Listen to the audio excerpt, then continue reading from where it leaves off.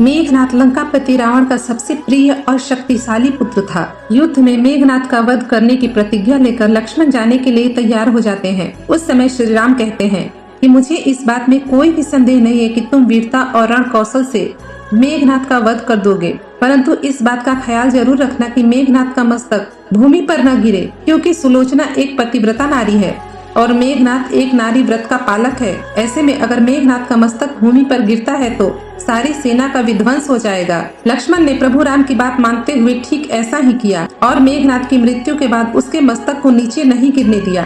फिर मेघनाथ की मस्तक को श्री राम के शिविर में ले जाया गया। मेघनाथ की दाहिनी भुजा आकाश में उड़ती हुई सुलोचना के पास जा गिरती है, जिसे देखकर वो व्याकुल रह जाती है और फिर विलाप करने लगती है। लेकिन सुलोचना उस भुजा को स्पर्श नहीं करती, क्योंकि वह सोचती है कि ऐसा भी संभव हो सकता है कि भुजा किसी अन्य व्यक्ति की हो। ऐसे में पर पुरुष के स्पर्श का दोष मुझे लग सकता है। इसका हल निकालते हुए सुलोचना उस भुजा से कहती है कि यदि तू मेरा स्वामी है तो मेरे पतिव्रत की शक्ति से युद्ध में जो भी हुआ वह सब लिख दे। तब भुजा एक कलम के द्वारा युद्ध का सारा वृतांत लिख देता है और बताता है कि मेरा शीश प्रभु श्री राम के पास है। यह पढ़ते ही सुलोचना व्याकुल हो जाती है। लंकापति रावण अपनी बहू का विलाप सुनकर वहां पहुंच जाता है। सुलोचना रावण से सती होने की बात कहती है। अपना अभिप्राय कहकर अपने ससुर रावण से पति के मस्तक लाने का आग्रह करती है। सुलोचना की बात का उत्तर देते हुए रावण कहता है कि मैं शत्रु के पास स्वयं नहीं जा सकता, तुम वहां जाकर अपने पति का शीश प्राप्त करो।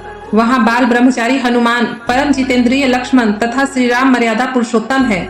ऐसे में तुम्हें किसी प्रकार का भय करने की जरूरत नहीं है और मुझे विश्वास है कि तुम वहां से निराश होकर वापस नहीं लौटोगी।